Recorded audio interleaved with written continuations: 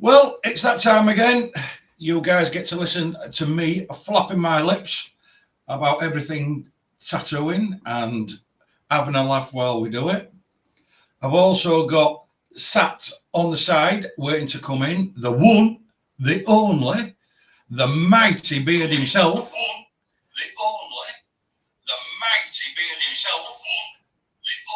Something.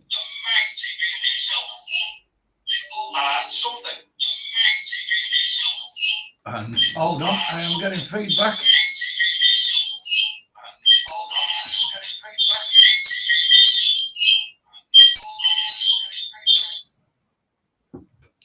Oh, that's better. Or more commonly known to everybody else, Dave. So we'll bring him in and we will crack on from there. Hey up, Dave. Well, I scrubbed beautiful, Andy. It was beautiful. I scrubbed the pooch on that, Dave, because I left the volume on another bloody machine. Yeah, it happens. It happens. That was awesome, though. I just need to enable some stuff here. No problem. I think we're a little glitchy. Oh, that, Dave. How's it going? Good, man. Yeah, I'm a little glitchy. Listen, guys, I'm just testing this software out on my machine. I've gone on Dave's say so. This is the same software he uses. And to be honest, it's running through a laptop. So if all goes wrong, more than likely, my laptop's taking a shit and we've died. But I will get it sorted going forward. Sounding good. It's sounding good. It can't be any worse. And so far, it's looking pretty good too, Andy. It's not like those ones we get every once in a while on my channel that are just straight potatoes. So. Yeah, I mean, to be honest, Dave, it's weird. It's weird. Danny Kint, we've got Stevie in. Yeah. Janky, Smoke, Rob, and I've seen, is it Mad Tattoos? Well, I'm glad you all found me. Heck yeah. And I appreciate you all being here. Heck yeah. And we do hope going forward that we can make this a regular thing. I know we've got Dave's on a Sunday, which is critiquing. Yep. But if we can get something swung through a week and basically we can just chat, answer questions, Q&A. Andy, I think whatever you want to ask. Like I say, whatever they want to ask us, as long as it's within the realms of our capability. Right. So we say, Dave. I like that, yeah.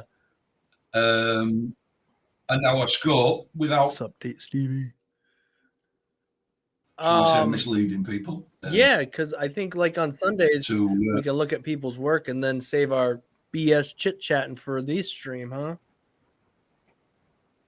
Yeah. Give them a separate reason to come. Well, I say just gives them a different reason to come, hang out. Yeah. Just straight up ask us whatever they want. Not as long as it's decent and it's appropriate. And that we will try and answer your questions. But if you want to start getting layered in and start getting out, we just won't bother. What I will do going forward, we did have a question earlier on. Oh, show it on screen. Have I got it? Is it up? Yes. Hey, Andy, question about machines. What are you using and views on machines you've used? As I've spoke on Dave's channel, I am, so how can I put it, Dave? I'm a non-conformist. There you go. Should we put it that way? I don't really go, even though I could go Bishop, Flux, FK irons, whatever. I don't. I've got a long-standing machine that I've used, which I think is fantastic, and it's an Arena in air power. Comes with 2 batteries, 2 amp hour, 3.5mm direct drive. I've used this thing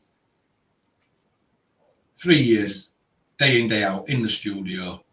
Fantastic machine. 10, 12, 14 hours out of battery, no problem. to the point I bought a second one for the spare. Never had to use it up until what were it about? I think I'm talking to you there about a month ago. Yeah. The motor finally went on it, and when I got in touch with them, they says, "We'll just send you a motor. You can put the motor in." And I got two replacement motors off them for, I think it were about less than $50 shipped. But I've just purchased an Ambition machine, the Torqued, which comes with a different fuel cams that you can change yourself. And currently running 4.5mm cam, wireless, separate batteries, brushless motor, and to be fair, touch wood, machine's running awesome. Nice. Packs colouring. And I've had ES machines, I've had all sorts, I've had a Flydia machines, and I've sold them. I've just literally sold this week another mast machine. That's gone. I mean, I don't know about you, Dave. I don't know what machines you've been through. Yeah. I think you're right, though. I think you bring up a really good point, Andy, is that and I actually had a young lady in today. I was tattooing her, and people think like I don't help people out, even where I'm at. I've been told like, hey, you don't mind helping people out on the internet, but what if they live close to you? Like I do. The young lady gave her probably like 10 boxes of needles, brands. I mean, I've tried so many needles, so sometimes you end up accumulating way more of things than I'm not going to use that brand anymore. I'm not going to use that anymore. Give her some fake skins, some inks, all kinds of information. I say all that to say I also talked to her today. She said, well, I only have like a $60 machine I got online. I told her, I was like, look, don't fall into the trap of thinking you need to go spend $1,000 or $600, $700, $800 on this machine, because I'm telling you, the machine is its own thing, especially when you're early on. If you're having trouble getting ink in the skin, I'm talking about some real basic stuff here, so track with me for just a minute. The problems that you're running into early on are not problems with the machine most of the time. A lot of those problems you're having are with you as the user, with the lack there of understanding of what needs to be done, needle depths, all that jazz. So again, don't fall into the trap of feeling like you got to spend a boatload of money on a machine. But listen to people like Andy, because Andy has used a lot of machines. I've used a lot of machines, but I'm going to refer to what Andy was talking about before, in that he realized what he wanted out of a machine. And sometimes it takes time. You got to use machines, figure out what you like, figure out what you don't like. He ended up deciding, you know what? I want this type of things in my machine, and went and got those types of things. For me, I've used a lot of swash plate machines and a lot of direct drive machines. Hands down, I love direct drive machines. It's like you feel like one with the machine. It feels like you're getting what the motor has to offer. It's consistent every time. That swash plate, it feels like if you want a little bit more punch, you're up in the voltage to get that more punch, but that's also making a faster running machine. And I understand that strokes can have a big difference in there as well.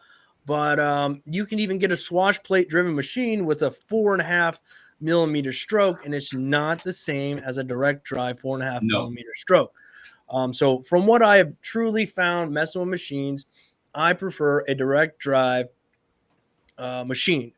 I think, and this is controversial, but I think a 4 to 4.5mm stroke is a good all-around stroke, meaning you're going to be able to punch in good size liners, some decent round shaders. You're going to be able to push good mags.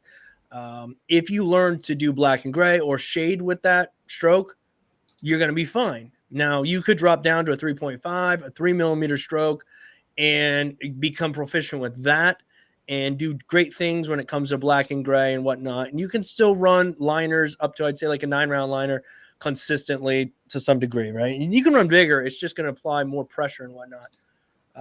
For me, I've tried a lot of machines, and then I bought the Bishop One shader, and I really liked that machine. I didn't like it at first, believe it or not. After a couple tattoos, I really fell in love with it. It's got a softer hit, and that's mainly because it has a brushed motor. It's a brushed motor with a 3.5mm direct drive stroke. So that gives me, I would call it a little bit of what I'd call bog in the skin Stevie, it's 2:27 over here, p.m. Eastern Standard Time. And so anyhow, I'm going off on a long explanation here. So anyhow, that machine's great. I really, really like it. But here's the thing, guys. And let me finish this one. So then my other machine that I do all my lining, color packing, and I definitely do some shading with it as well, will be the Bishop Wan Packer.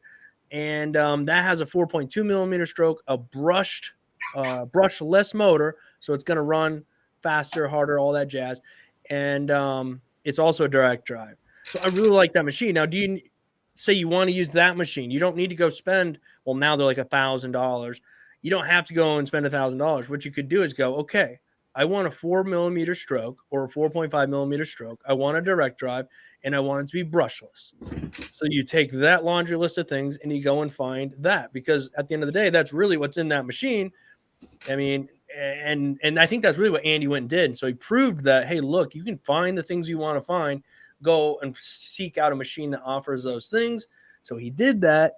And then now people will say, like, well, you know, the motor might not last as long. This might not last as long. It might not, but the cost is so offsetting that you could probably buy several of them. You're still not even halfway to the cost of that. So it's totally up to you guys on what you want. Be careful with the brands. I was just talking to Andy before we got on here that I'm not a big fan of those adjustable stroke machines. I've used a few of them, but they're a swash plate drive. And again, just not the biggest fan, but I do have another swash plate drive adjustable stroke machine coming from Amela. They put one out, and I warned them that I'm not big into these, but I told them I would check it out and I'd give an honest opinion. So I'm keeping an open mind, guys, but I like direct drive machines and not the kind that you can adjust a stroke as of right now. Unless technologies move forward and people are trying better things or doing it better in a way. So far, I'm not a big fan, but I'm keeping an open mind. I'm sorry I spent like 10 minutes explaining. No, you're right. That's what this is for, Dave. I mean, it takes what it takes, you know, to explain. And like we say on a Sunday night, we do, because if we spent all this time answering questions when we're doing the critiques on your channel, we wouldn't get through them, would we? So this is an ideal opportunity to just basically for them to ask questions, for us to babble on, give a more in-depth look into what we think. And bearing in mind that but bearing in mind that we're only two regular tattooers, to the point that we're no award-winning artists. We just tattoo on a regular basis. We each have our own shops, studios, whatever you want to call them. We have our own clientele. We make a full-time living off it. Yeah. And by no means are we ever going to turn around and say to you, and I'm definitely not going to say to you, that my work is 100% perfect. Because there's flaws, people will see flaws. And the easiest thing in the world is to I've always said, is to actually critique, sit there and pick apart somebody else's work. That is the easiest thing in the world to do. Right, it is. It is. You have no skin in the game, you know? Yeah. And it takes balls for people to send it in.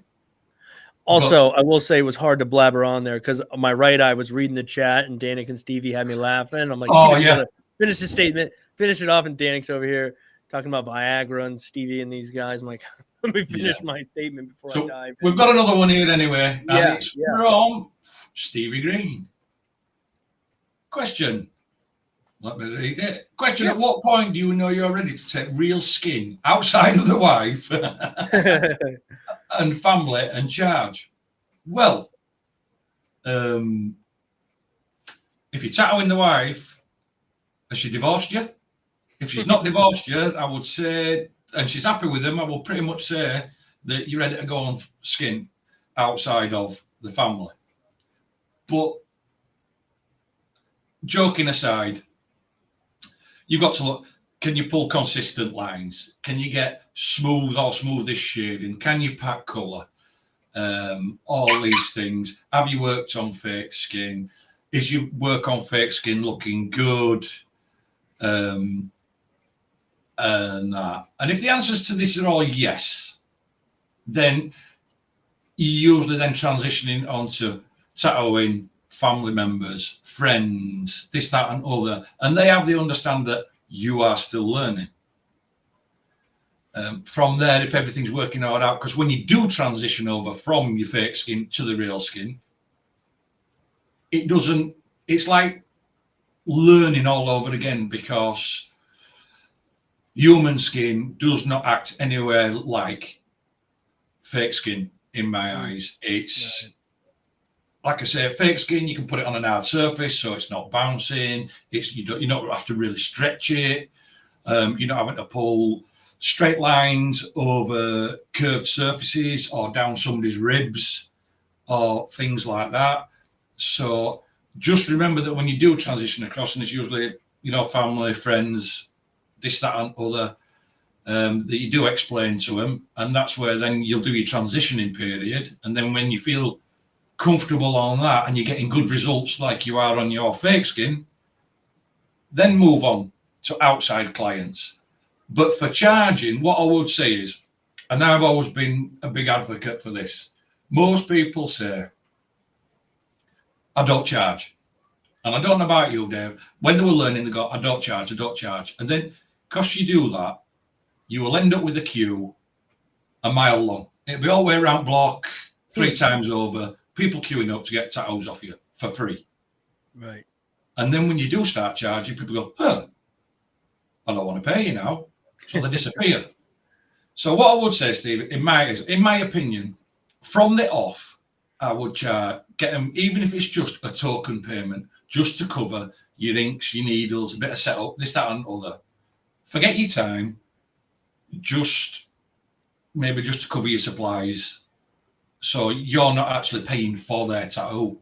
I mean, what do you think, Dave? I think you hit most of it pretty much. I mean, and Stevie, I think you're there, man. I think you're at that point now. And I'm in my brain thinking back to a few of the fake skin pieces, and I saw the finesse, you know what I mean? Obviously, we know when we transition to human skin, and like you said over there, that you tattooed your wife, and I think you said your daughter, and in your eyes, it was pretty good. You've been here enough to know what is like bad, what is good, what is average.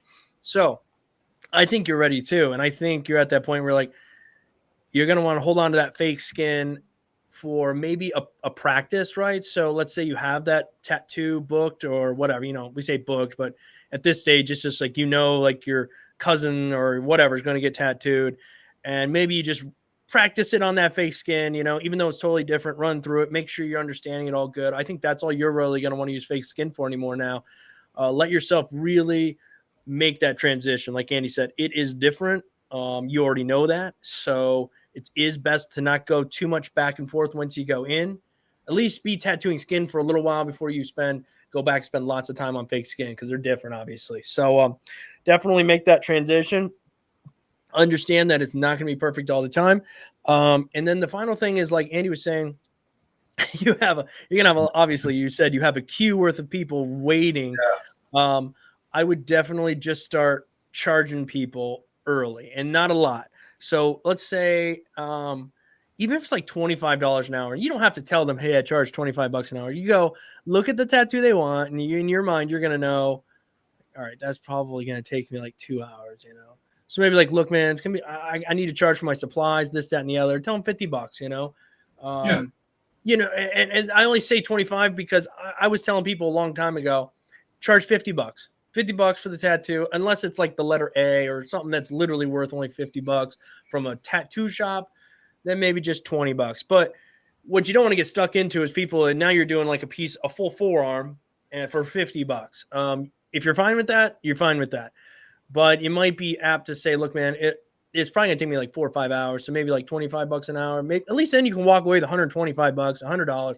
Put some into the tin to get some more supplies, and yeah, you get a little bit of payment for your efforts, and that's going to help that part where Andy said, where all of a sudden now you start charging, everybody's gone. So if they know right off the bat they're getting like a pretty good deal from a person who is learning, yeah, I think that would be the way to go. Even if they're family, I mean, you let them know you put the time in, you've been practicing a long time here and there. You deserve a little bit. Okay. I used to say, just charge $50, but I think that you need to do a little bit more if it requires a little bit more time. If they're not willing to pay you that, then, that's on you. But it's great to get some people in, obviously not charge them a lot, work out some kinks in your own art tattooing ability. You're always trying new things out. I'm still trying new things out all the time. People don't know it.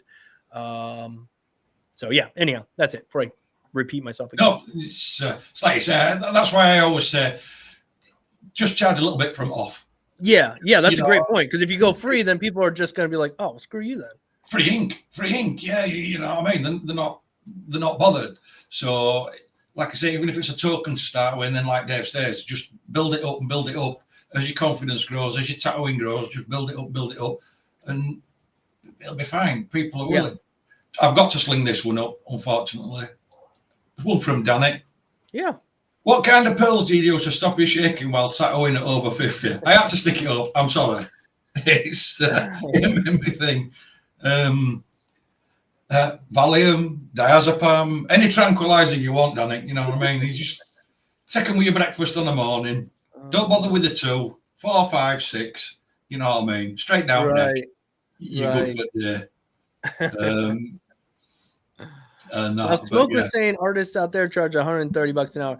That's not horrible still. I know I'm about $100 an hour. Sometimes I come in less. I think when I get to Texas, I'll be more in the $100 to $120 range an hour.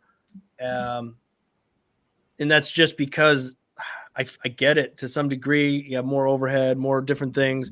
So $130 an hour, depending on how fast they move. I've seen some people that charge quite a bit and they still move really slow. So you're like, $800 into this much tattoo.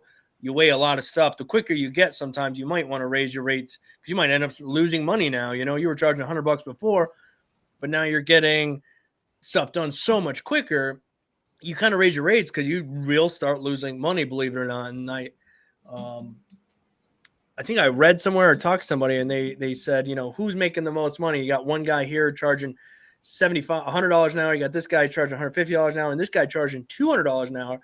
And they said they actually did the same tattoo and everybody paid the same amount because this guy, $200 an hour, got it done in 2 hours. This guy at $150 took 3 hours, or something along those lines. And then this guy took 4 hours. So it all ended up coming out to being the same. So as you progress, you may adjust your rate a little bit because you might start losing money or start just charging by the job, which we and Andy have talked about that too. Sometimes it's best to go, hey, look, it's going to be $400 and that it's going to take you 3.5, 4 hours. But sometimes when you charge by the hour and you move pretty quick and you're accurate, you could lose money technically. So, anyhow, just food for thought. Got another one. This is from Rob. Whack it up there. I have a lady who wants a small brain cancer ribbon, which is grey, almost silver in colour. What is your suggestions for colour and brand of ink, or can it be made with black and white?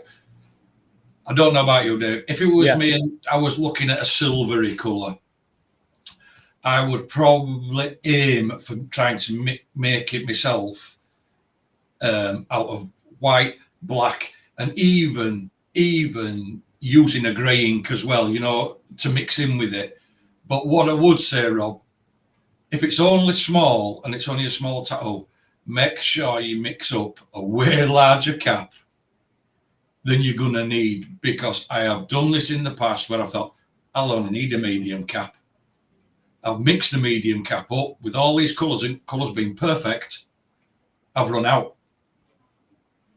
Yeah. You got to remake it. You got to try remake it, and basically you wrote it all down. Yeah.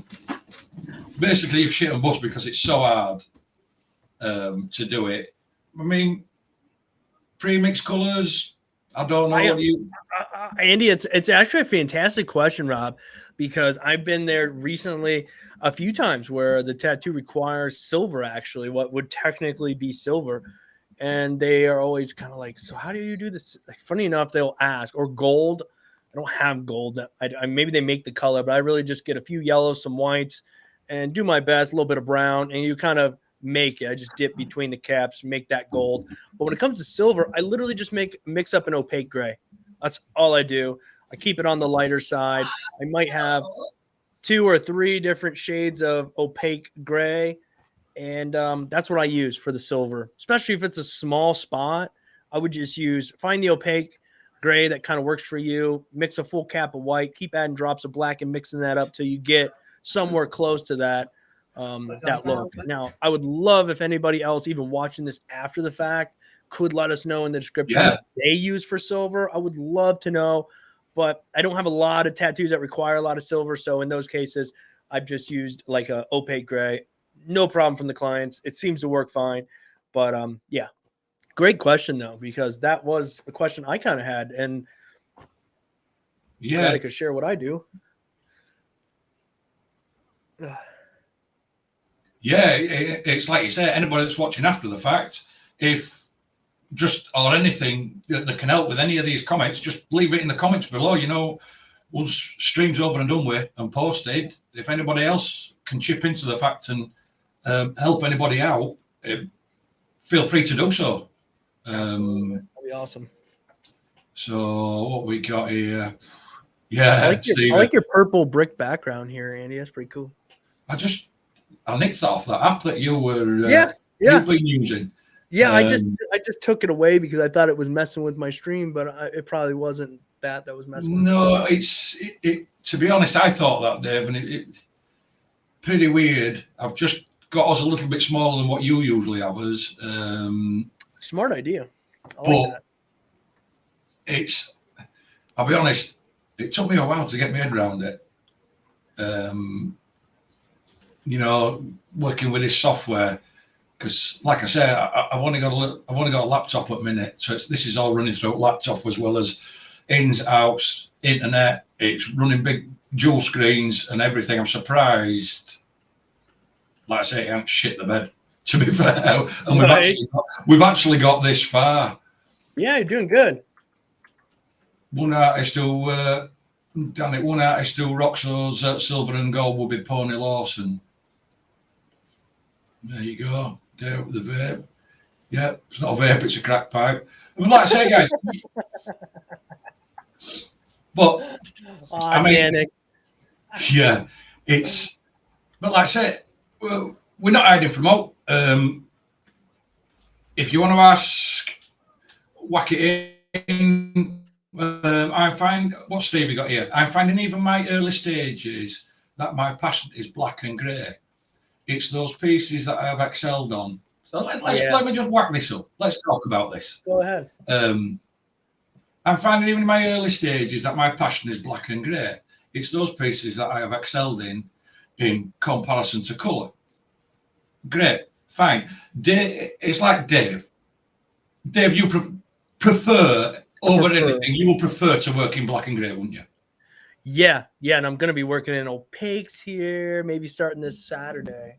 Yeah, whereas I would, if I had all the choice, I would prefer to work in colour.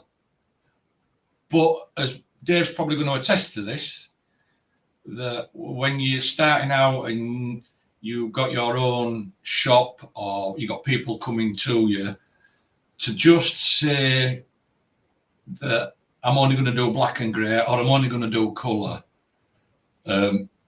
you're gonna find yourself in not a very favourable financial situation for making a living. Let's be crude. Let's just be crude about it. Making a living, and we've all got bills to pay. I mean, you yourself, Dave, you prefer, don't you? You prefer your black and grey. I do. I prefer black and gray. But the funny thing is, I always liked black and gray. I drew in black and gray. I did everything black and gray growing up. I don't know why. I think my mother always told me I should mess with color, but you're crazy. But when I got into tattooing, obviously, I just focused on the basics. I knew I needed to figure out how to line. I knew I needed how to figure out how to put color in skin or ink, period. So that's all I was doing. I wasn't really focused on anything specific. I think nowadays people can move even quicker. We're only talking like 5 years ago, right? So anyhow, I actually thought I was going to be a color artist that's what I could do, because for me, I couldn't figure out black and gray. There wasn't really much advice out there. I didn't quite understand the different tones and how to make this whole thing work. I knew how to do that on paper with pencils and charcoal, but to do that with a tattoo machine and with the inks. It was just really, I couldn't figure out how to get smooth blends and to use anything other than really dark tones. So I figured, well, I can see the colors. That's clearly a green. That's clearly, if I put a green and a yellow next to each other, I can blend those together, you know? So that's what I started doing in the beginning. I was mainly doing color stuff because my brain could process those colors. It worked out. But as I was doing the color, I still had people coming in wanting black and gray stuff. So I was figuring it out on the side there, trying to figure out how to work these tones. So, you know, and then what I would say is don't pigeonhole yourself, because had I been like, well, I don't really want to monkey with that too much, that black and gray, because this color's working out, clients are coming in, and they're happy, blah, blah. Maybe I'll just stay right here. But I didn't stay right there. I did both. So now, because of that, now I'm able to do black and gray work, which I prefer today and enjoy, and be fine with never doing color ever again. But that's not reality.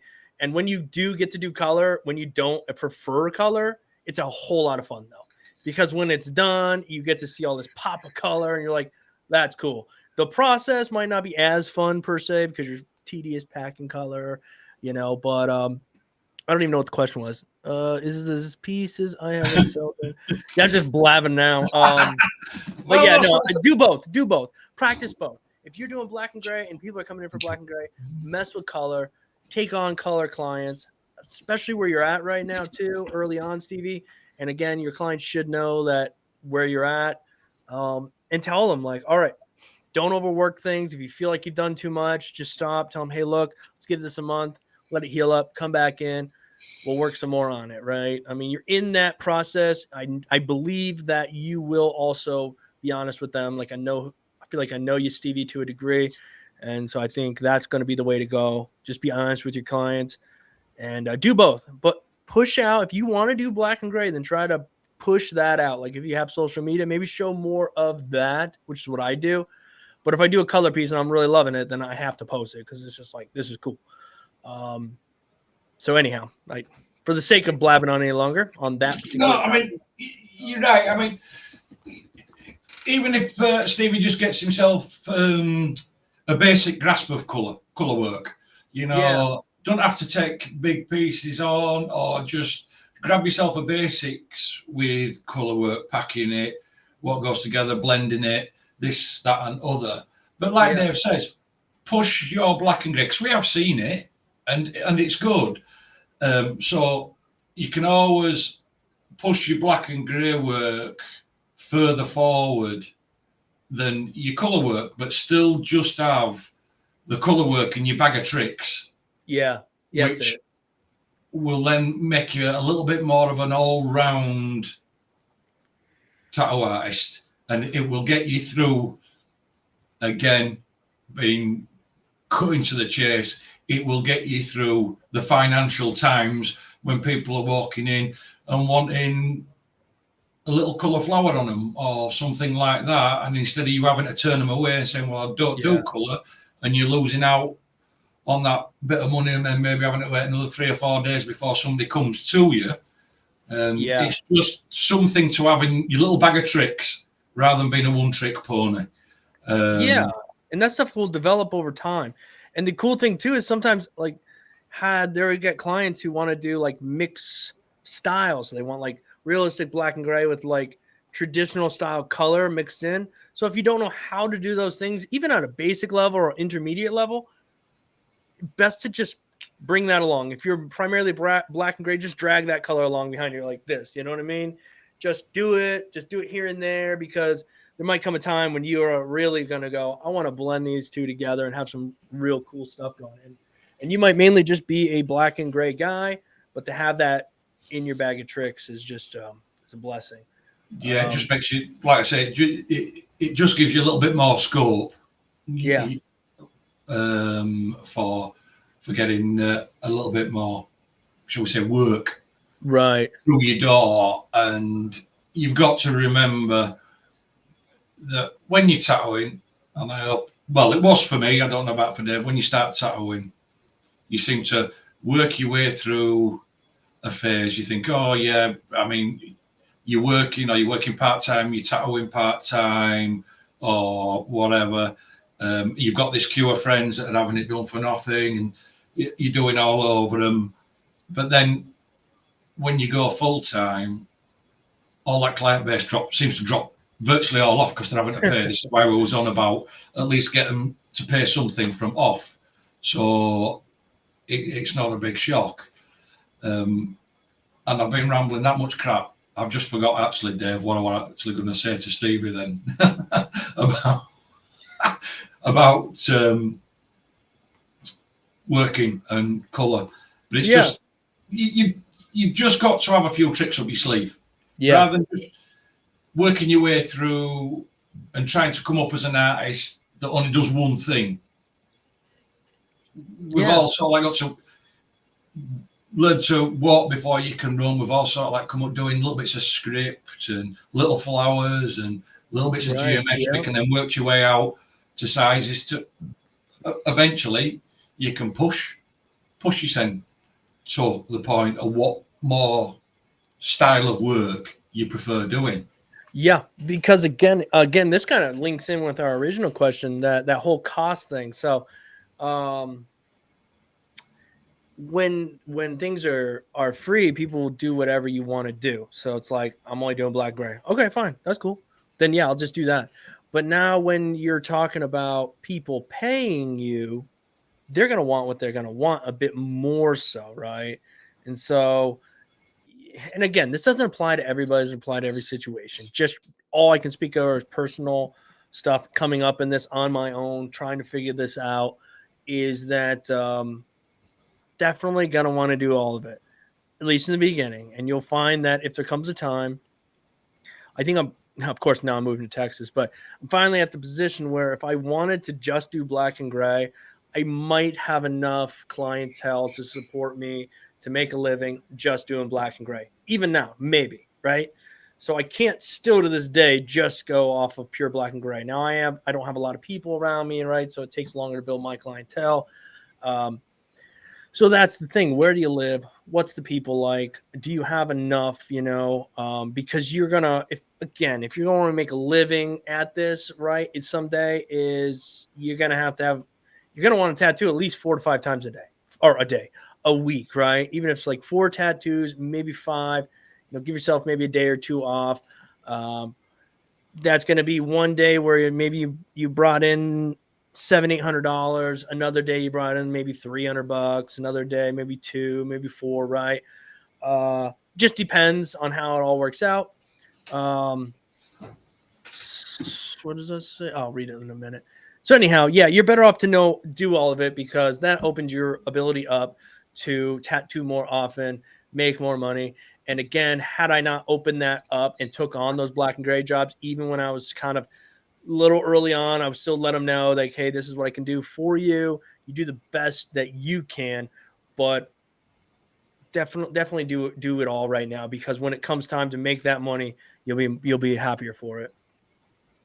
Just don't back note of that for him. It says I can pack colour and black, good, but my colour blending is what I've been practicing more lately. So I've just that skill. So I have that skill if it's ever asked for. That's good. That's good. Practice just your colour blending, and it doesn't have to be on anything special. Just how colours transition through each other.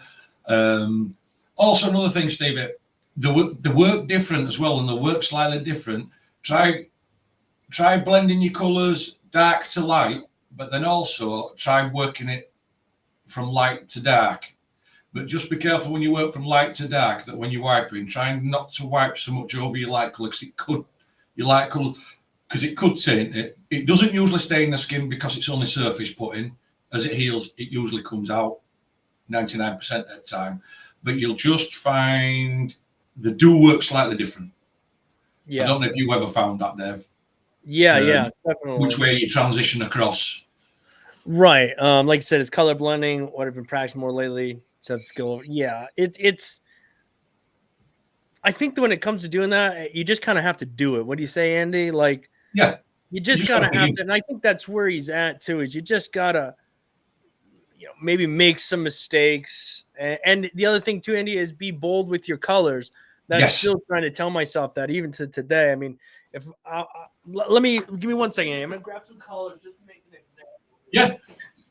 It's like Dave says, you've got to be bold with your colours. There's no point, you're creating, and you've got to remember these things fade as well on the skin. So your colour choice is important. So if you've got a red and another red or some things, I mean, that's coming through. It looks like you've got 4 colours there, Dave. Yes. And on the camera, it looks like they're quite close together. They are quite close. So here's the thing. They're all purple. I know even one of them kind of looks blue in the camera. But so they are actually purple. They really look blue in this camera. That's interesting. Yeah, they do. Here's the thing. These 3 over here are pretty much going to look identical in the skin. Even though on camera they look like, oh, I might use, let me use a pointer. I might use this for my light purple, and then I'll blend down with this one, and then this will be my dark purple at the bottom of, let's say, a purple flower, which I'm not a fan of purple flowers, but I am. That's not it. If I were to put this next to this in the skin, you're not gonna know a difference. They're all gonna look the same, right? So what I would do is, of these 4, this one and this one, okay? But even then, I'm gonna have another purple, almost like a black. I might actually have a black cap where I would dip this purple into that black to give me my depth and then end in black. So I'd have black at the base of my rose, like really in the crevice. I would then take that black and dip into some of this purple right here and blend that out a little bit. Then I would clean my needle and then come straight out with this. And then this would probably be my light. And then I'd end with like a white. So anyhow, that's kind of the idea there. Don't get distracted by, oh, I did that in the beginning. I did an entire rose where I was like, okay, using this light red, then this medium red, then this red. When I put them all next to each other on the whole thing, would have been just better off just use one red through the whole thing. So be a bit dramatic with your color blending. Yeah. At least I would always say at least two shades difference between every color. At least. Yeah. That's what I would say. And that's at the very least, Dave. Yeah. For me, I always try. Can I answer this nomad? He's I'm just going to put him up on screen now for you, Dave. Yeah. There you go. He said, "Hey Dave, are you still going to do or currently doing a subscription for instructional videos? I heard you mentioned before, but never looked into it." I did mention that a while ago, and it's just with the move to Texas and everything. I put that on the back burner. I was just scratching the surface of getting something going there, and I was just trying to put feelers out, see if anybody was interested in something like that. So yeah, we might still do that, but it's gonna be a little while from now. I gotta get to Texas, get myself set up, and then we'll look into doing something like that. But for now, I'm telling you, if you guys got any questions or information, it's as free can come right here. Ask your questions. We're going to do our best to help you out. And then what's also free as well is over on my channel as well on Sundays. We do the live tattoo critiques. Most of you guys know that. That's free. Yeah. It's a lot of free just content that we can make to help you guys out. There might be something down the road. There's a subscription thing where there might only be a small group of us. So then we can really, really like go into detail on what you could do with your work and stuff. So on Sundays, it's kind of hard because we got like 60 emails and 2 hours to try to get something out to all these people. So it might be a tighter knit group thing we can do online, but okay, that's it. I don't want to waste time on that one. And it's like we said, please be aware that we're just 2 average Joes. Absolutely. That tattoo for a living.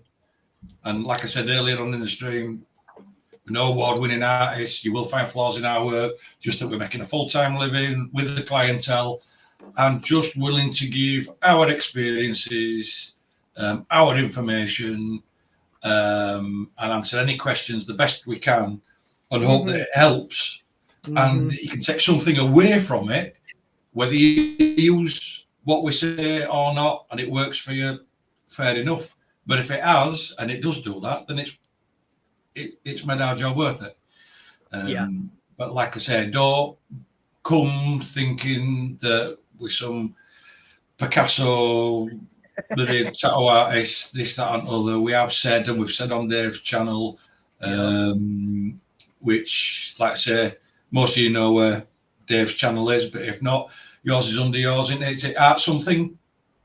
Yeah, YouTube channel. It's Art Something, isn't it? Yep. I should have thing, and I should put a link. I haven't even worked out. That's how bad I am with this, Dave. I haven't even worked out how to put links in descriptions underneath. You figured it out? No, I haven't. Oh, you can add those later. Yeah, I didn't even. You know, I could have linked your channel and this, that, I know that. Oh, you're good. Hey, actually, what I had to do now is when we do the Sundays, I'm gonna this Sunday create a little tab because we got to send, keep sending more and more people over here to subscribe to your channel. That way, I think more people would love to hear us two idiots talk some more. So we got to send them over here. Yeah, they seem to like it on back end of yours on a Sunday, so that's why I thought, and I do appreciate that my channel, it's been floating on YouTube for this, but I haven't used it, and it's new.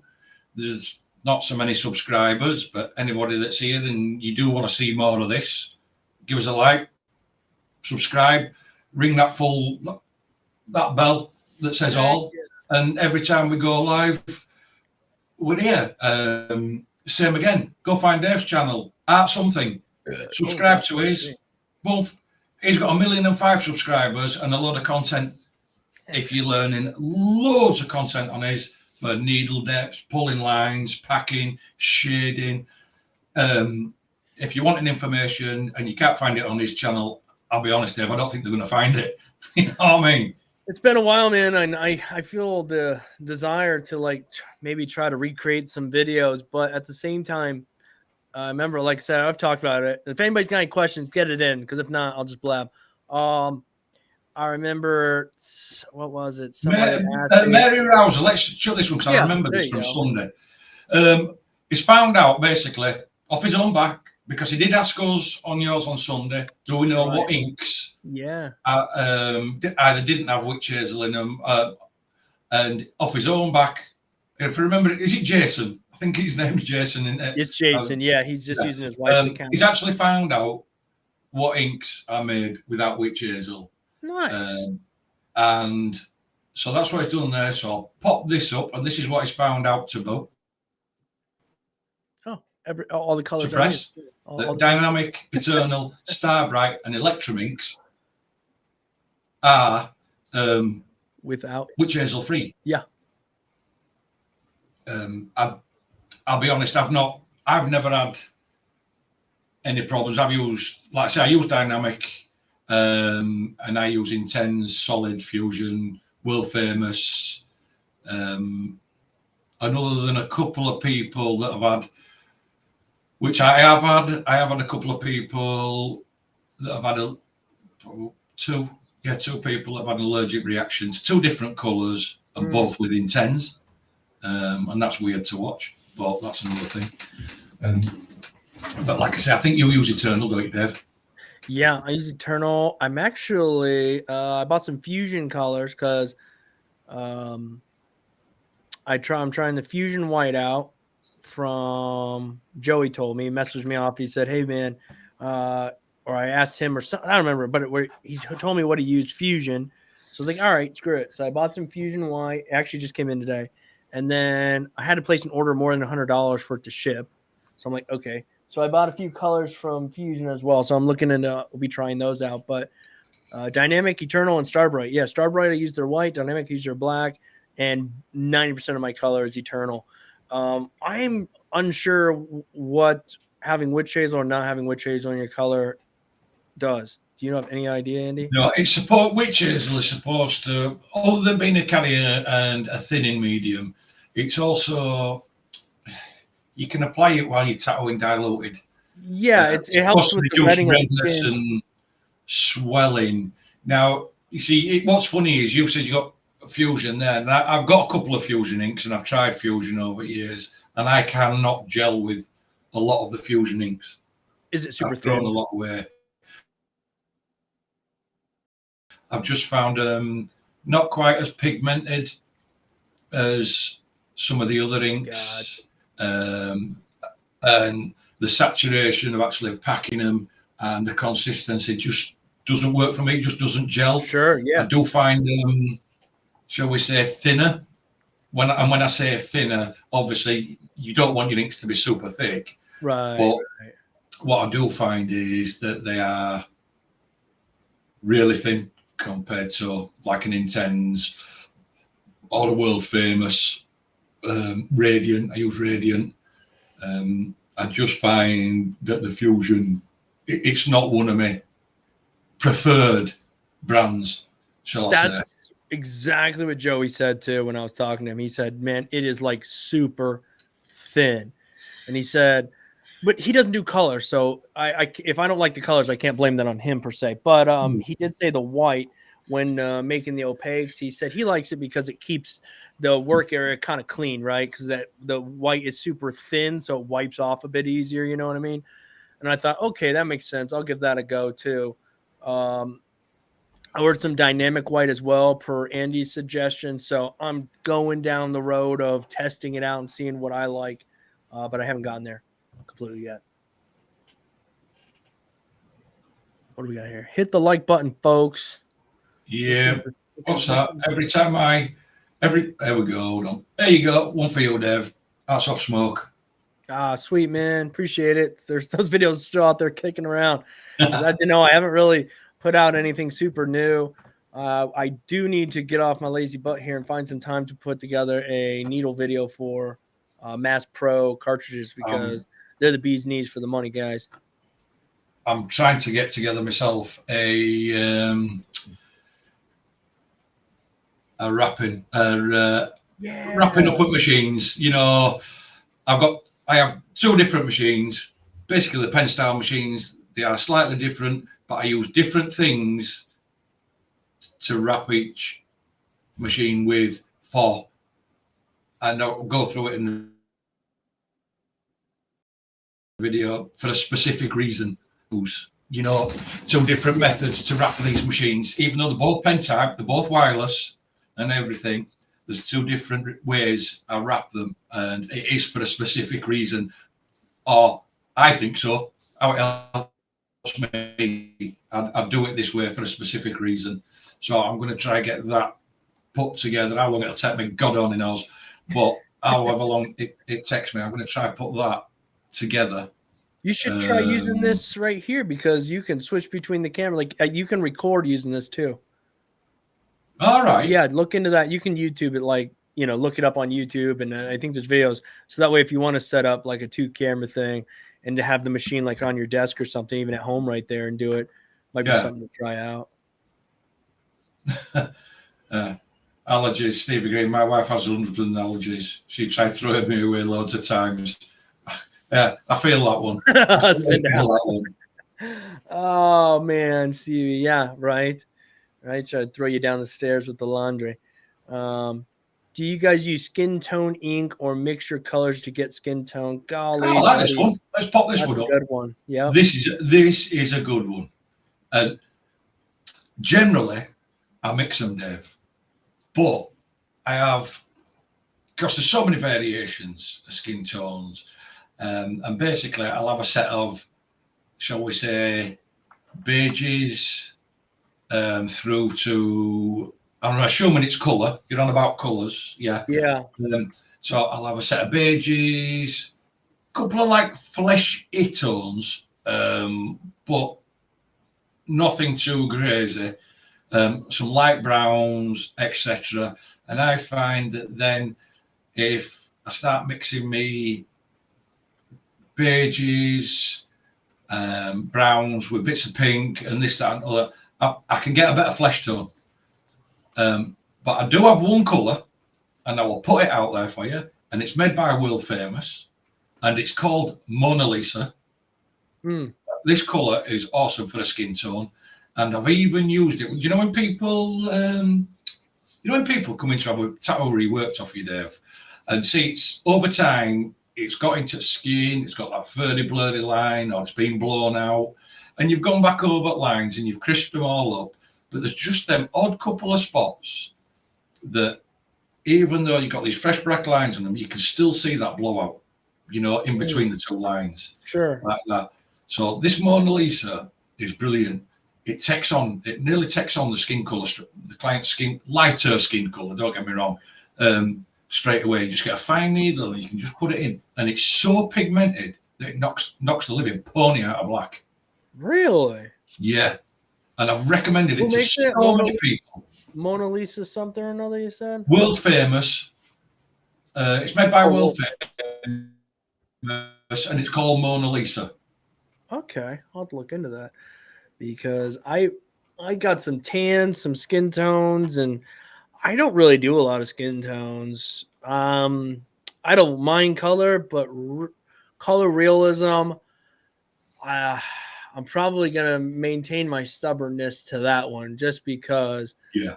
like black and grays, I can see the tones pretty well, and it's like okay, I know what tone that is, and bring it into that tone. But to look at the colors and go, that looks like a green, and that's a little bit of a red, and that's this, all in the face, is I don't do that on paper. And if anybody was looking to do that, I would definitely make sure that's in your wheelhouse when it comes to um, doing photo or realism, color realism. Make sure you can do that with markers and color pencils first, so you already know how that goes. You already know, the face is full of reds and greens and where to put those properly to make it realistic, because I don't. And I would have to do a full probably 6-month study on how to do that, and then I could probably start approaching that on skin. But I just don't know if that's something I want to dabble in. Yeah, I mean, he says he's trying to get into anime, so trying to find out what ink or mixing colours. And that's fair. I'll tell you a good way to do it, Jason. If you're getting into anime, print, and I've done this loads of times, print a full colour picture out of what you're going to be tattooing.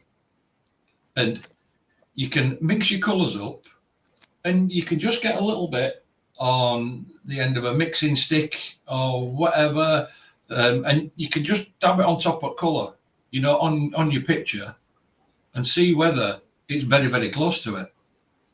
And I've done that. I'll be honest, whether you want to call it cheating or not, I've done it loads of times. I've had a full colour picture, and I've mixed colours up that's looked somewhere near, and I've just got a tiny little bit, put it on, see whether it's. And I thought, no, it's a little bit too dark. I'll add some more white, or I'll add a little bit of yellow, vice versa.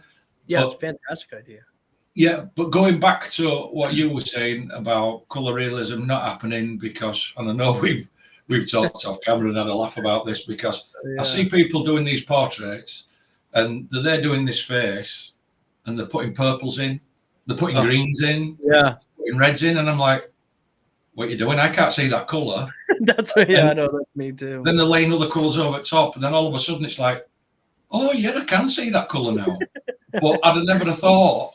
To do it in a million years, Dave.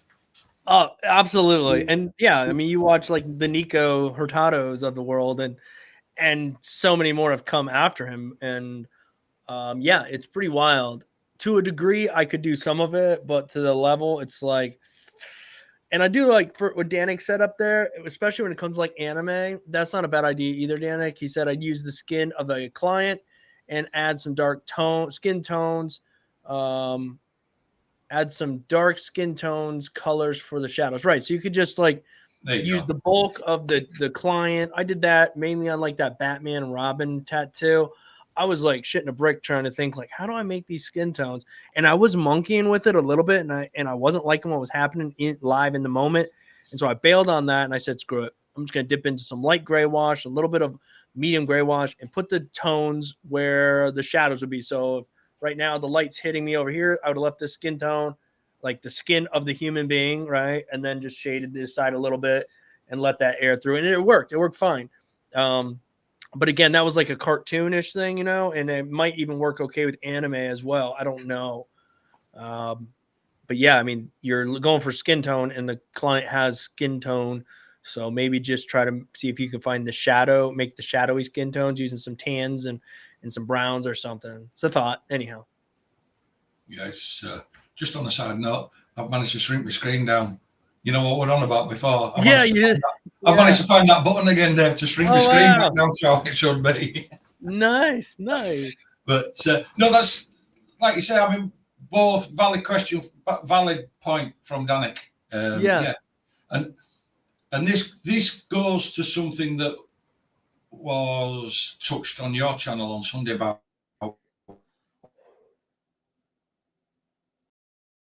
darker tones and blacks to achieve that, because you're having to use the skin tone as the mediums, you know, and everything within. So this is another part where you've actually then got to play it smart and just put highlights or shadows in and use the client's skin as the actual bulk of the skin area. But like I say, yeah, valid. I mean, and that's a great question. Tones, mixing colours. I'll be honest, I do use a lot of colours straight out of the bottles, but I am a massive for in the tube mixing.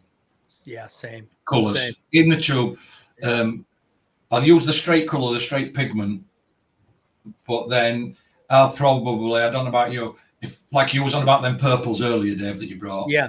I'll probably use I'd have a dark purple, and I might have a light purple and a light purple, 3 shades between them, and anything in between that, I'll mix out with the 2.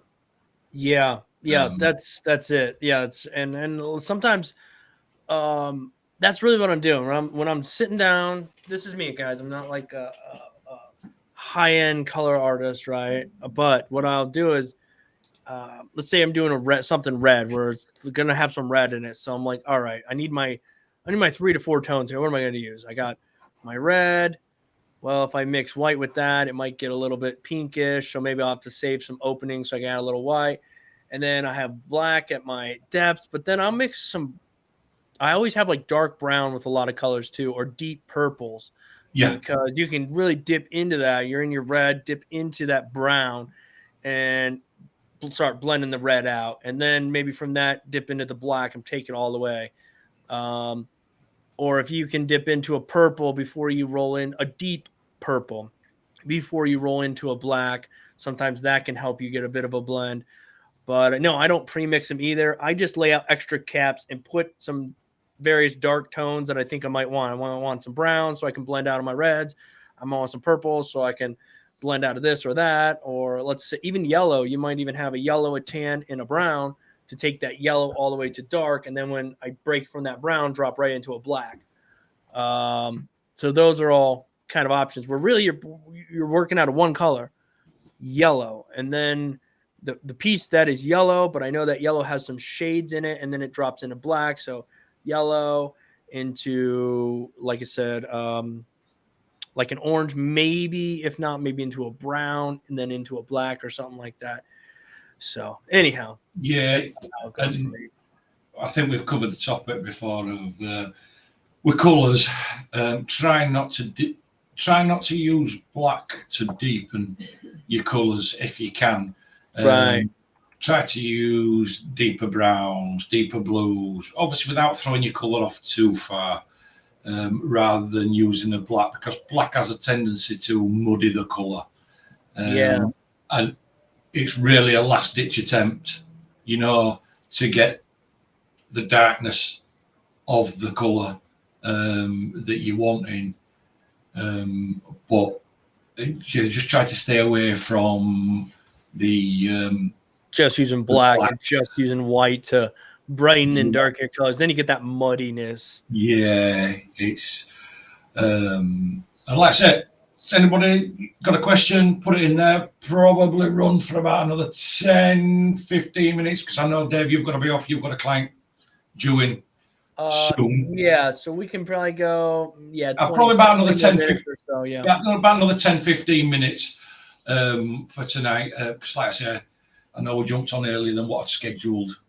Anyway. But it's nice to jump on for an hour and a half and BS for a little bit. What I should actually do, I should actually get up around about 6 in the morning and do a stream, so then you know that, and invite you on, so it'll be 1 o'clock where you are. then you know what it's like for me on a Sunday night. Right. Watch, that'll probably be like the audience, 6 a.m., 1 a.m. my time, 6 a.m. your time is like where everybody's on the internet. We're like, oh crap, we were just messing around. Now we got to do this every time. Yeah, that's when both of us had turned. That's when both of us had turned up like that. Dave, it's like, yeah, you know what I mean? Yeah, exactly. Set an alarm. But, wake up at midnight. I mean, also as well, guys, once the stream's done and it's finished, if there's any topics that you want us to talk about, specifically talk about, whether it be printers, machines, stenciling, anything, cleanliness, what do we use, what do we use to clean up, or anything, leave it in the comments. I will read the comments, I will make a note, and we will cover the topics, because I know sometimes it's hard when you're on stream and everybody's on stream and they start to think of everything. But later on, it might be a day down the line. Oh, yeah, I wish you'd have asked about stencil paper, best stencil paper, what stenciling, what you're using a stencil with. Is there any other alternatives to this to use to stencil with? Right. Which, again, me and you are like chalk and cheese when it comes to stenciling. Right. Yeah. Which is great, because then we get two different ideas. Yeah, because your Apple products all the way down the line. Right. I hate Apple products, so I'm using Windows programs, Microsoft, and that. So right, we've got one here. I'll pop this up. I will do when I find my. Oh shit! There it is. I found my mouse. Let's go on stream. What we got? There we go. Ta-da. What soap do you guys use? I use green soap and was thinking of using the gel. I don't know about gel. What's gel? I don't know. I've never heard of the gel. I use green soap, but I don't use a right lot of it. I'll only put a little bit, and I'll be honest, what I am going to do when my green soap has run out, I'm going back old school. I will tell you now, I'm going back old school. I am going back to Dettol and water. Oh, I got a bunch of it in there from the video I made like 6 months longer than that. I got to make sure it's not expired. But yeah, interesting. I'm interested to hear about that. Yeah, I used to use it ages ago, Dave, because obviously, and I'll tell you this for why. Yeah. This is great, because my green soap is just about to end. Like, I need to order more. And I'll tell you this why. Green soap, and if you go grab a bottle of green soap, whatever, green soap has got alcohol in it. Oh, that's why it irritates the skin. Huh? Exactly. So I don't use it much. I just use it for that to me would be the equivalent of, do you know when you've had a shave? Well, not for you, Dave, but if you have a shave, if anybody's had a shave, and then you spray aftershave on it straight after you've done it, and it stings, that would be the equivalent to me. So once my bottle's gone, and I find my clients find that if I use Dettol and water, because it doesn't have the alcohol in it, it's got other stuff in it. It takes the edge off a little bit, but it also everybody I've used it on when I'm cleaning them goes, that's got a cooling, soothing effect. Do you know what I mean? On the towel, they say that it's got a cooling, soothing effect, and that is why it's that's why I'm going back to it. Now, things like shit, I wouldn't try to do that. I've never had a problem. Actually, Joey bopped in at a good time too, in that biotat that he was talking about before. But I am curious for people who are watching, right, or later or whatever, and they hear you talking about the Dettol. Yeah, I use green soap right now. I'm about to be out, and I was actually looking to try that stuff that Joey's actually talking about, the biotat stuff. But I haven't gotten to that yet. My question is, so let's say somebody wanted to try the Dettol, would they, in your experience, Andy, would they mix it the same way they would green soap, being like mainly distilled water and a little bit of the green soap? Because I only use I'll fill the whole bottle with distilled water and then just a little bit, maybe this much green soap in my bottle. But I don't use a lot of it even when I'm tattooing. I mainly use distilled water for wiping 99% of the time. Before we go on a break, or if I'm really I need to see this really well, green soap, wipe it down good, then dry it off. So I don't use it a lot. But do you mix it the same way? What, the Dettol? With the Dettol. Are you only putting a little bit in? With you only put a little bit in, and you only put a little bit in bottom like that, Dave. And then okay, same way then. We wash bottles salt like that, and it'll just turn it'll just turn your water like a cloudy, cloudy whitey colour. Okay. For years, I've always run Dettol in my rinse cup. Okay. Use the water, add a bit of Dettol. I've always run Dettol in my rinse cup for the one.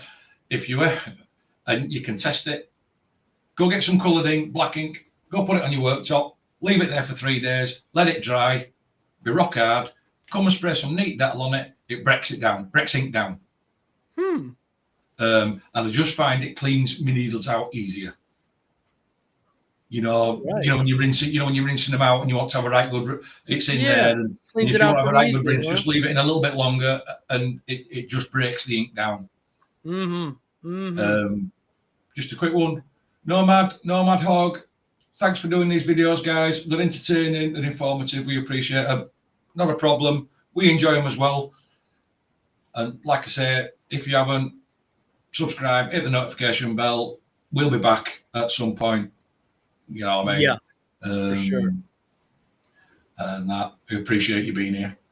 So get that one off there. Got Joey Green soap, Dettol Sting soap. Joey was telling me about that. I screenshot too. Again, that Biotat soap that Joey's talking about. Oh yeah, it's like a numbing. It has some numbing qualities to it, and there was a balm, I'll call it, but more of like a glide or a butter that also has a numbing stuff, which I might look into that. But other than that, I just use A&D individual little packets. I used to use Green Glide. Because Argue Later was asking, different stuff. But I was using Green Glide for a while by Bishop or whatever. And it was okay, but I just didn't really see any value in it. Like it's just a petroleum. I wasn't doing anything for me or against me. And so I was just like, oh, heck with it. I prefer those individual packets. I can just cut them open, squirt it out, and be done with it. So I went back to using A&D or Vaseline or whatever the case may be. But I am interested in trying out something that helps numb the client, even if it is a little bit more costly, because I would love to get them whatever I can do to get the client past that 4-hour mark, especially on large pieces, to get them to that 5.5 hour, the final last shade bit of the tattoo, and then into the white, So if anything I can do to help them get there, I will absolutely do it. That's all I had to say about that. Yeah. Well, just going back to this one, like, what's the difference between Glide and butter? Never used the Glide, so I can't comment on that. I was pretty much old school. I'm either using Vaseline or I am using a straight up,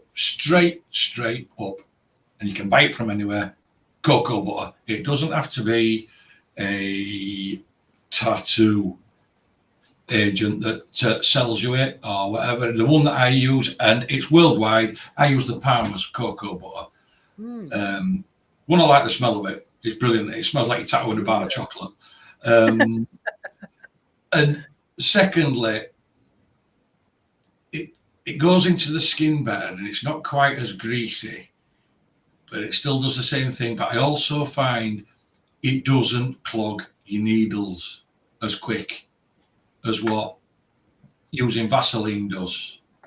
Especially if you're doing a large piece, I will use the cocoa butter rather than the Vaseline. If I'm doing a small piece and you're going to be out, it's only going to take a few minutes, half an hour or whatever, I don't mind using Vaseline. But if you're into a few hours piece, I'll use the cocoa butter. And it's easier when you're rinsing, going through your rinse cup. I just find it so much easier to keep your needles unclogged. That's a good point. That's a good point. Is that one. And when it comes to the numbing stuff too, I think somebody just said, okay, Danik says the thing is that if you want to pass the 4-hour mark, those numbing things need to be applied 45 minutes before tattooing. Yes and no. This is purely out of experience. Just like today, I had a young lady. We do under boob kind of ribs tattoos, and she numbs up. She puts it on. She leaves it on. Her stuff says an hour and a half. She leaves it on for an hour and a half, maybe an hour and 45 minutes. She gets in. We take that off. We wipe it down. Get everything set up. We go to work, and it works. It works pretty good for about an hour. Like, she's pretty sensitive. It's a rough location. So then what I do, a lot of times I've been doing this other times, mainly towards longer tattoos, but in this case, I don't have any. I use a what's the spray we use, Andy? It's Bactine Max. Bactine Max. That's good. In a pinch as well. Spray that in. Rub that on. Like in between breaks. You take a break. Spray that on. Rub it in pretty good, and then let it set. It will help a little bit. But so if I'm working for her, we were working here, and we had to get all the way to over here. And I was just shading a piece that I had already lined out a while back. So we went on a break. I put numbing cream on this half of the tattoo, put plastic on it, and then continued working. And then we took a little break. I think it was on there for 15 to 20 minutes. 15 to 20 minutes. I'm not going to sit and wait an hour, hour and a half. So 15, 20 minutes. I wipe that off, and she's numb for a half an hour, right? You don't get the full amount. You're not going to get the full hour, hour and a half that you're actually numb for, not this like 2 to 3 hours people think you're numb for. And it really takes the edge off, really helps them out. So, yeah, it says leave it on 45 minutes to an hour, but you can apply it and you can give it 15 minutes, and it will absolutely work to a degree. So to have some butters that constantly are numbing, to have some sprays that are constantly numbing, to have your glide constantly numbing, it all plays a part. So definitely something cool to look into. Like I said, like Steve spotted, he was speaking to me a few days ago about numbing sprays, etc. So that take edge off. Yeah, and like I said, Steve, both me and Dave use Bactine Max, but with the sprays, what you've got to remember with the sprays, Bactine Max, Butterlux do one now, which I've bought and I'm trying out, and the clients say it's not quite as good as the Bactine Max. The skin must be broken open. So you can't spray it on to start with, and it'll numb. Right, you must have been tattooed over. So when you spray it, it'll go in through the little puncture wounds, the open wound, and then it starts to numb. If they're wanting numbing pre that, what I said to them, use a numbing cream, get some going. Then when I've got through it all, if they're starting to get uncomfortable, then I'll start with sprays.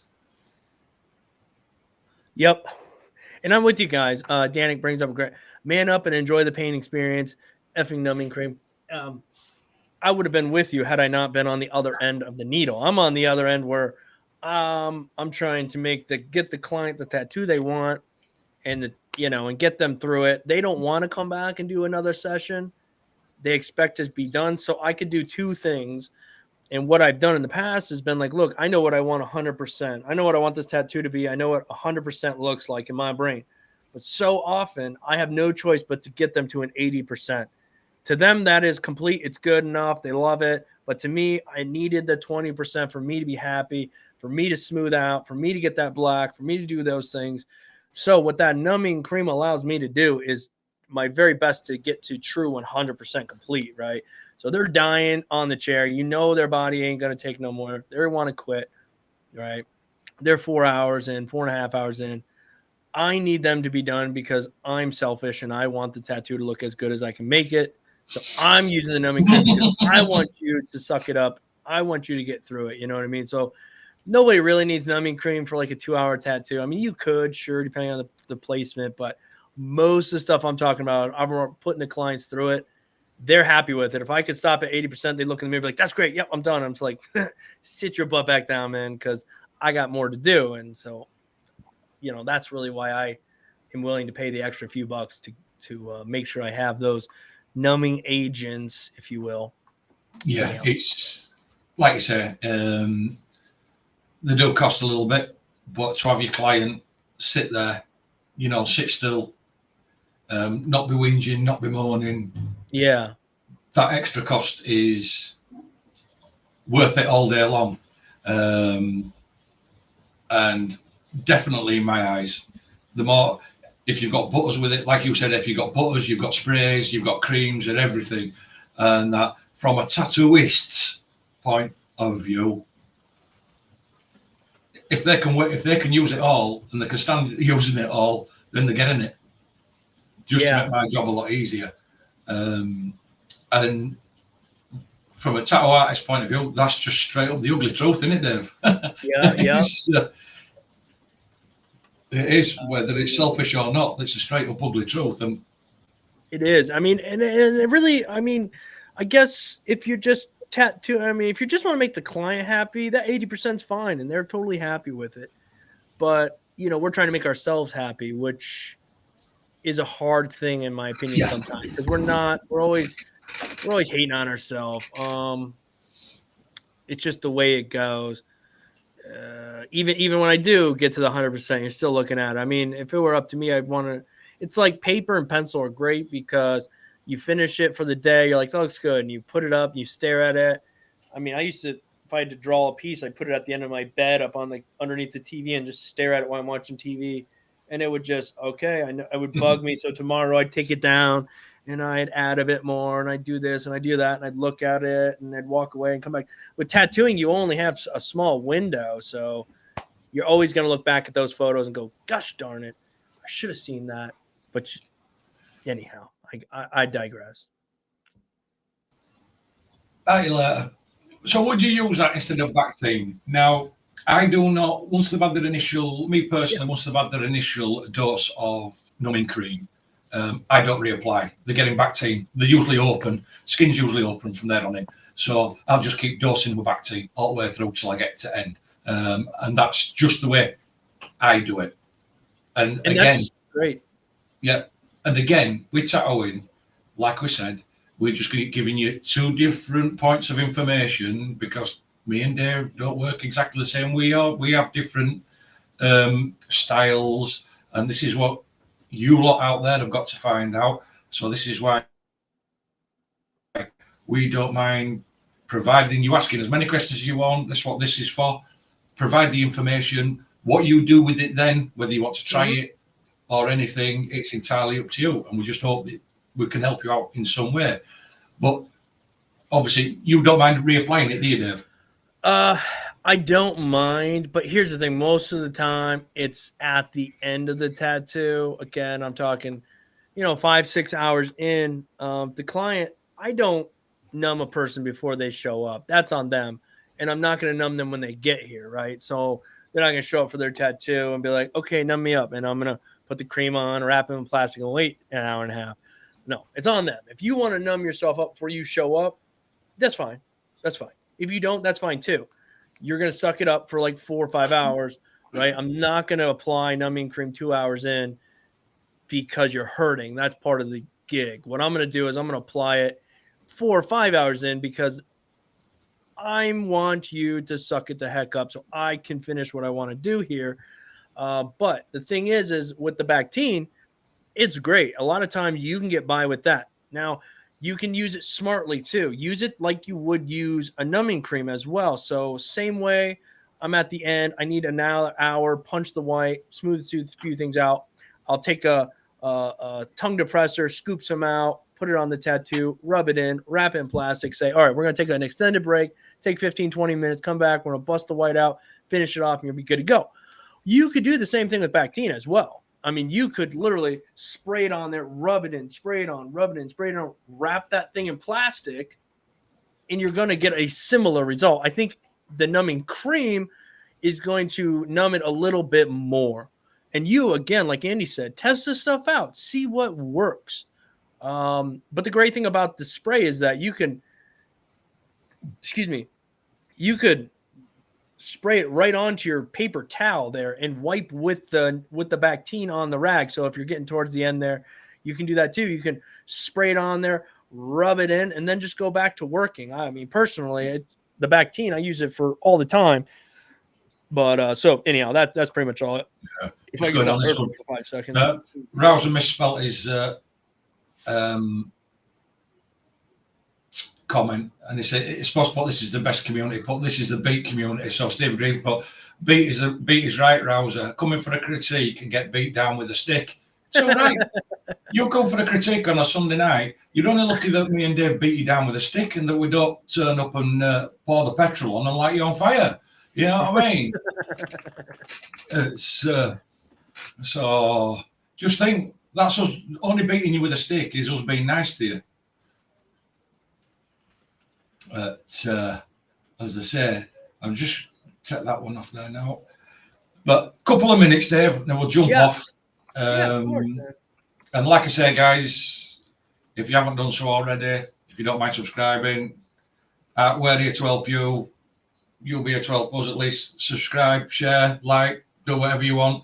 Yeah, that's And then, like we said, any comments or any topics that you want us to cover that you haven't thought of tonight, put when the video's finished or when the live stream's finished and it's done. If you think about it, come back, pop them in the comments. We'll have a look at them, and we will next time we go live on my channel, we will try cover them for you. And also, Andy, when it comes to numbing cream, I just figured I would share. I'll have no link to these people or anything, but this is the brand that I've been using, and it seems to be fine. It's not overly expensive. You can get it on Amazon. I think it's like $20. It comes in a bottle like this, and it goes a pretty long way. I just take a little thin tongue depressor, stick it in there, get a good blob on there, put it on. That way, obviously you throw the tongue depressor away. You're not putting your finger in there and all that nastiness. But anyhow, yeah, and I think you can buy it in a 2-pack as well, which is what I did. I bought some for my wife, actually. Never used it on her yet. Remember that tattoo we did live a while back? Oh, yeah. She still wants the shading in that. And she was like, we're getting numbing cream for that. I was like, no problem. And I never used it on her, but I did the one day. I was like, the guy was hurt, and I just wanted to get through it. I'm like, let me try some numbing cream. And I don't know if you could use it midway through a tattoo. I really gambled on it, but that's what I do here, so I can learn and maybe help somebody else out. And I found it worked great. Had no problems. It did the job. It got me through it. And I was like, oh, that's a game changer now, because I can get that client from that I'm done to 1 more hour out of them. And it's still going to hurt them a little bit. We're not completely numbing the skin, but we're taking that edge off pretty heavily. And so, again, this is NUMB 520. Don't go buy it all up either, guys, because I want to be able to order it when I need it. Just kidding. Yeah, it's pretty affordable. And we've used NUMB 27. Okay, my clients have used a lot, particularly that guy I was doing the big back piece on. He tried many products, and a lot of them are duds. Even the big name ones. Because here's the thing, guys. The biggest thing you need to look at is how much active ingredient does it have. What is it, lidocaine or something like that? Yeah. I can't even read. It's dark in here. So, I mean, all the BS they want to tell you how it's made. This is made by tattooers. This, that, and the other. It's got a cool tattooing name. It doesn't mean anything. How much of the lidocaine's in it? I just looked for the one that had the most. That was the most affordable. I went with that one. So that's it. Just look for those things. Same with buying a tattoo machine. Here we come full circle. Do you have to buy the tattoo machine that costs $1,000 because it's made by tattooers obviously it's tattooing, so they're all made for tattooing. Or maybe you just find out what's the active ingredient. Oh, it's a brushless motor running at 4.5 with a direct drive, and then go find exactly what you want. Yeah, well, I think next time we smash a live on here, we'll go through. If anybody's left any comments, we've got anything. But I think a good thing to go through is try to touch on subjects of stenciling there, because on your channel we've seen some working that's not been the best. Sure. But then they've left the stencil at the side of the picture, and the stencil's not been the best. Yeah. Which we know your stencil is your roadmap. You start out with a bad stencil, you're going to end up with a bad tattoo. Or in my eyes, that's how it works. Yeah. So it may be just an idea just to start off, and then we can just edge on that subject. Different ways, different things, what we use, different printers, machines, printer papers, right from there on out. Because when you really break this industry down, I mean, what you used to apply the stencil, when you really break this industry down, there's so many little ins and outs and so many little tricks and tips and everything. That as you're going along, you'll know yourself, Dave, as you're going along and you find these out, you think to yourself, oh, I wish I'd have known 2 years ago. I wish I'd have known, and stuff like that. So yeah, it's true. And that's, I think some people get mad when they've been in this for a while, and they're like, well, nowadays people get all this information, everyone's sharing information. Back in my day, you know, we had to figure it out, or that's why you had to have an apprenticeship so somebody Yeah. could share what they know to you. And I think you just get bitter when you do that sort of stuff. You know, we could even sit back and go, well, I had to figure this out, or I had to figure that out. But why, when you could just share with somebody else and save them the pain of having to Yeah. do it? I mean, there's still work involved. It's just not the same. But you can only hope that, you know, you pass that or you share that with somebody else, you know. Help each other out here, and don't compete. Don't compete. Do your best. Don't compete. Just be willing to help other people out. And I mean, I've learned a lot from Andy. I've learned a lot from Joey. I've learned a lot from all kinds of people in here too. I mean, we've had so many people share little tiny things like, "Hey, Dave, have you tried this?" And it's like, "Whoa, wow, what the heck's that?" Or, "Did you check these needles out?" It's like, wow, it's awesome. Little tidbits. And when you're going through this process, those little tidbits really add up. I mean, my whole scheduling thing, had Andy not told me about what he uses, I mean, my head would still be ready to explode trying to schedule and keep things in order. I mean, there's so many things, guys, that it's always cool to share what you know. It is. Well, Dev. Yep. We're going to jump off at this point because we've got to get you for your consultation. And we usually just have 5 minutes once the camera's gone off. So right. What I would like to say, I'd like to say thank you for everybody that's been here. And a lot of them are from your channel, and I do appreciate the support and that. So, like I say, like, share, subscribe. If you think of anything in the meantime between now and the next one we run, which probably maybe next week at some point, leave your comments. Leave it in comment section below. We'll have a look. We'll try and cover it for you. But in the meantime, take care, everybody, and we will see you Sunday. Peace out.